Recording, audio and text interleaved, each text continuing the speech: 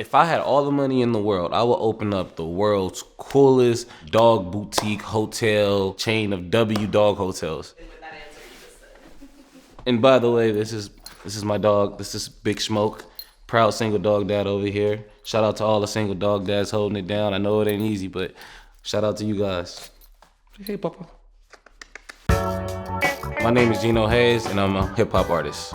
The best advice I probably got is the only way you're gonna make good songs is if you make songs.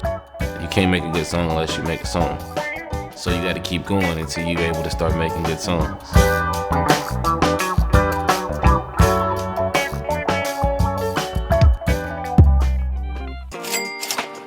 I got started making music through visual examples, live performances being shown at a young age. My grandmother used to host talent shows for local kids in South Central LA. Respectfully, one of the kids that came through was Tyrese Gibson. Shout out to my man Tyrese. But yeah, so I was always around that. One of my uncles ended up in a DJ radio station. Visual representation all the time. I'm from Los Angeles, California, the Inglewood area, but I'm also tri-coastal, halfway from Chicago, Illinois, and I say that proudly because I pretty much split my life between parents. Both cities play a huge part in the music I make. What I like to talk about, what I talk about, the way I dress, all that. My biggest musical influences are Nipsey Hussle, Rick James, Kanye West, Lil Wayne, Pharrell Williams, Jay-Z, Nas, Mary J. Blige, Tyler the Creator. This is off the top. That's a good question. This is off the top. Wow. A favorite lyric of mine would be on a song I have on my project, Since We've Been Honest. The song is called Great Example. And I said, been focused on making money like 10 ways. I've been working, I slept 20 hours the past 10 days. A young Popovich orchestrated like 10 plays. Blackout like a boss spot you got covered in been gay. I got it. Been focused on making money like 10 ways. I've been working, I slept 20 hours the past 10 days. A young Popovich orchestrated like 10 plays. Blackout like a boss spot you got covered in been gay. I will say this, I was actually talking to my friends. My biggest challenge is the people that I was a fan of growing up weren't so much easily accessible. I wasn't able to know what Lauryn Hill ate for dinner last night. I think that's the hardest thing for me is because I can kind of become a real introvert and be in my own little box. This era, you have to be on 900 social media sites, you know? So the music is easy. It's just, do I want to sit on the internet doing the honky-tonky dance, you know, on TikTok? It's like, it's not me. But also not using that as an excuse. So with that, now you have to figure out how to make up for that space. You know, since you're not gonna do this, well, you probably have to do a little extra of that. And you have to be okay with that though, in this day and age. I make music for, we're talking raw and cut. I make music for like women and hustlers. And when I say hustlers, I don't just mean people that, you know, say that word, mean people that do illegal things. No, I mean people that are into overachieving, multiple streams of income, multiple ventures and ideas, you know, always on the run, never complacent, and women. The way I probably think of a song is, I remember I seen Don Kennedy say, writing a song is like catching air. It's really a feel. And then once I can get that feel down, I kind of like to go into story mode and just try to paint a visual picture of what I'm saying to the person. I want them to be able to see what I see in my head.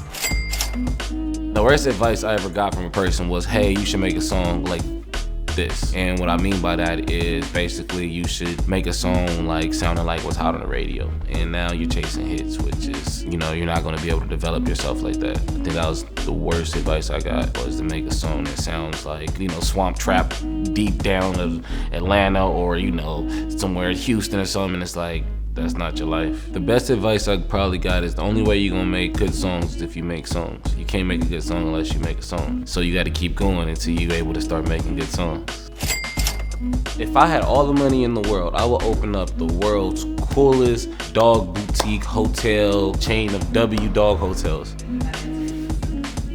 And by the way, this is my dog. This is Big Smoke, proud single dog dad over here. Shout out to all the single dog dads holding it down. I know it ain't easy, but shout out to you guys.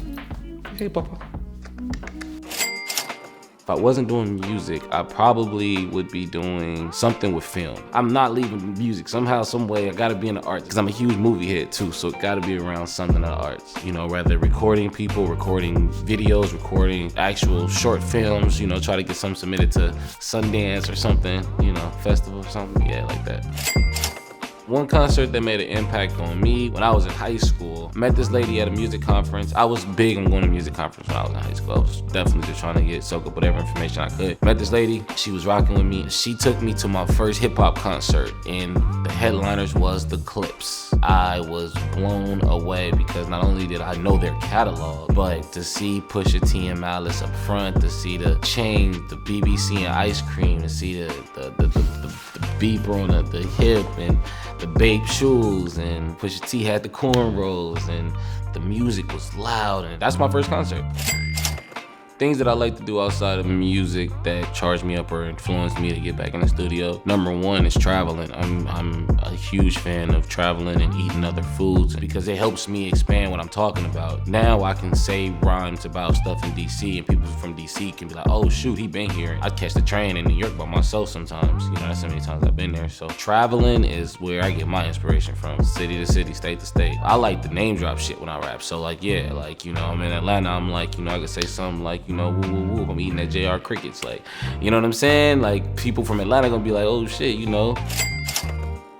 Might be really cliche, but don't take it personal. In life, you know, it's all about how can we use each other. More so like, you know, the barter system. I'm just talking business-wise, not really family, but once you figure out this is all in exchange, you can't get mad at someone for their decision. Why such and such get to open up, or why this person didn't send me his beats, and as an artist, you also gotta sit back and realize, okay, get hot. Put yourself in demand. We all get frustrated because we all have expectations and goals, and we probably all feel like we are worthy in some senses, but sometimes it's, you know, sometimes that door getting closed in your face just makes you work harder and come back to where, you know, that one door is open. You don't have to go through that door because you got 5 doors. It's better than not to even go through. So just learning not to take stuff personal and like having a zen factor, thinking before you even communicate, soaking it all in, and just not thinking with emotion.